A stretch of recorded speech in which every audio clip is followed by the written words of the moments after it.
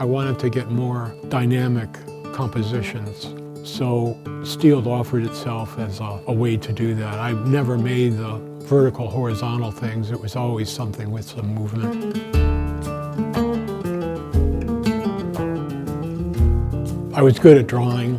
I was doing painting, and I started making sculpture too. Went to DePaul University for an art degree.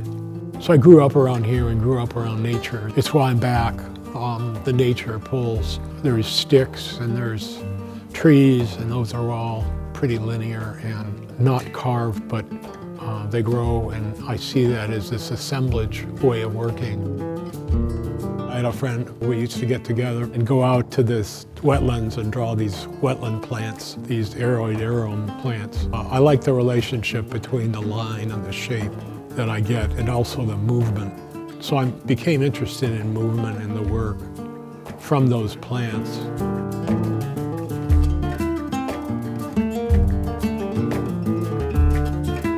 Steel is very stiff and doesn't lend itself to movement. That's what got me into forging and trying to make it bend to my will, or I'm the organizer of the composition and the sculpture rather than the material. Although I allow the material some room to give its truth, I guess we call it truth in materials.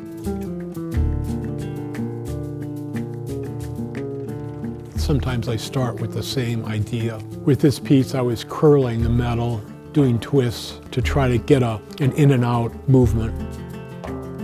The next pieces I'll do will be for some glass. So I'll try to build a volume with these curves because I'm looking for shapes. I'm looking for a dynamism. I do use those curves to fill the piece out, and it's pretty conscious. I know what I want to get. I'm looking for enclosing shapes, and I don't want as much open space, so I have a closed shape, maybe an open space for a movement. But it's always this positive-negative play that's in the pieces.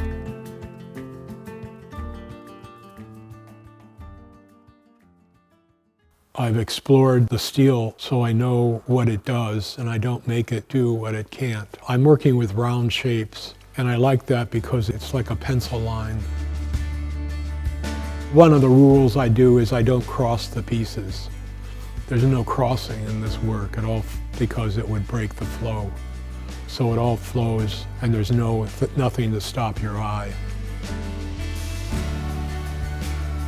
People say it's beautiful, but for me it becomes the technical exercise. Duchamp used to call it a benevolent technician.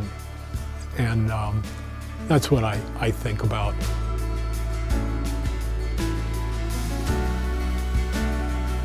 With the drawings and these sculptures, I make them because it keeps me alive. It gives me hope and a way to look at the world and appreciate every day. I keep making work because it gives me that feedback, like I've done something that accomplished something. Time goes by and I've made work. That gives me a sense of accomplishment and something that I've done outside of whatever career there is. This is more important to me. I make work because I need to.